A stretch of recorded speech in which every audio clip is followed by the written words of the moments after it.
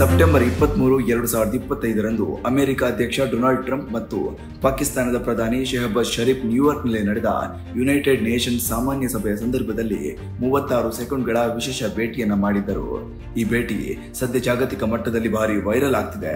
ಶೆಹಬಾಜ್ ಶರೀಫ್ ಅವರು ಟ್ರಂಪ್ ಅವರನ್ನ ಶಾಂತಿಯ ವ್ಯಕ್ತಿ ಎಂದು ಪ್ರಶಂಸಿಸಿದ್ರು. ಮೇ 2025ರಲ್ಲಿ ನಡೆದ ಭಾರತ ಪಾಕಿಸ್ತಾನ ಯುದ್ಧ ವಿರಾಮದಲ್ಲಿ ಟ್ರಂಪ್ ಅವರ ಶಾಂತಿಯ ಪ್ರಯತ್ನಗಳು ದಕ್ಷಿಣ ಏಷ್ಯಾದಲ್ಲಿ ದೊಡ್ಡ ವಿಪತ್ತನ್ನು ತಪ್ಪಿಸಲು ನೆರವಾದವು ಎಂದು ಶರೀಫ್ ಹೇಳಿಕೆ ನೀಡಿದ್ದಾರೆ. ಈ ಭೇಟಿಯು ಅಮೆರಿಕ ಮತ್ತು ಪಾಕಿಸ್ತಾನದ ಸಂಬಂಧಗಳಲ್ಲಿ ಹೊಸ ಅಧ್ಯಾಯವನ್ನ ತರಲಿದೆ. ಜುಲೈ 2025ರಲ್ಲಿ ನಡೆದ ವ್ಯಾಪಾರ ಒಪ್ಪಂದದ ನಂತರ ಈ ಭೇಟಿ ವಿಶೇಷ ಮಹತ್ವವನ್ನು ಪಡೆದಿದೆ. ಈ ಒಪ್ಪಂದದಿಂದ ಪಾಕಿಸ್ತಾನದ ತೈಲ ಸಂಗ್ರಹಗಳು ಮತ್ತು ದರಗಳು ಸುಧಾರಿಸುವ ನಿರೀಕ್ಷೆ ಇದೆಯಂತೆ. ಟ್ರಂಪ್ ಅವರು ಪಾಕಿಸ್ತಾನದ ಸೇನಾ ಮುಖ್ಯಸ್ಥ ಫೀಲ್ಡ್ ಮಾರ್ಷಲ್ ಅಸೀಂ ಮುನೀರ್ ಅವರನ್ನ ವೈಟ್ ಹೌಸ್ಗೆ ಆಹ್ವಾನಿಸಿದ್ರು. ಜೊತೆಗೆ ಮೊದಲ ಬಾರಿ ಭೇಟಿಯಾಗಿದ್ರು.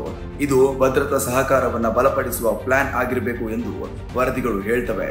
ಭೇಟಿಯ ಸಮಯದಲ್ಲಿ ಶೆಹಬಾಜ್ ಶರೀಫ್ ಅಮೆರಿಕದ ಕಂಪನಿಗಳನ್ನ ಪಾಕಿಸ್ತಾನದ ಕೃಷಿ, ಮಾಹಿತಿ ತಂತ್ರಜ್ಞಾನ, ಗಣಿಗಾರಿಕೆ ಮತ್ತು ಶಕ್ತಿ ಕ್ಷೇತ್ರಗಳಲ್ಲಿ ಹೂಡಿಕೆ ಮಾಡಲು ಆಹ್ವಾನಿಸಿದ್ರು. ಅಮೆರಿಕ ಸಹಕಾರವು ಪಾಕಿಸ್ತಾನದ ಭದ್ರತೆಯನ್ನು ಸುಧಾರಿಸಲು ಸಹಾಯಕವಾಗಲಿದೆ ಅಂತೆ. ಭದ್ರತಾ ಸಹಕಾರ, ವ್ಯಾಪಾರ ಒಪ್ಪಂದಗಳು ಮತ್ತು ಭವಿಷ್ಯ ಯೋಜನೆಗಳ ಕುರಿತು ಚರ್ಚೆ ನಡೆದಿದೆ. ಎರಡು ದೇಶಗಳು ಮುಂದಿನ ದಿನಗಳಲ್ಲಿ ಸಂವಾದವನ್ನ ಮುಂದುವರಿಸಲು ನಿರ್ಧರಿಸಿದ್ದಾರೆ ಎಂದು ವರದಿಗಳು ಹೇಳಿವೆ. ಇದಿಷ್ಟೇ 36 ಸೆಕೆಂಡ್ಗಳ ಈ ಭೇಟಿ ಅಮೆರಿಕ ಮತ್ತು ಪಾಕಿಸ್ತಾನದ ಸಂಬಂಧವನ್ನ ಬಲಪಡಿಸಲು ಮಹತ್ವಪೂರ್ಣ ಹೆಜ್ಜೆನ ಇಡಲಾಗಿದೆ. ಈ ಸಂಬಂಧಗಳು ಭದ್ರತಾ, ವ್ಯಾಪಾರ ಮತ್ತು ರಾಜಕೀಯ ಕ್ಷೇತ್ರಗಳಲ್ಲಿ ಹೊಸ ಅಧ್ಯಾಯ ತರುತ್ತಿವೆ ಎಂದು ನಿರೀಕ್ಷಿಸಲಾಗಿದೆ.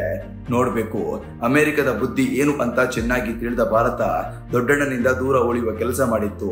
ಇನ್ನು ಯಾವುದೇ ವಿಚಾರವು ಸುಲಭವಾಗಿ ಅರ್ಥವಾಗದ ಪಾಕ್ ಗತಿ ಏನಾಗುತ್ತೆ ಅಂತ ನಾವು ಹಾಗೆ ಉಳಿದ ದೇಶಗಳು ಕಾದು ನೋಡಬೇಕಾಗಿದೆ.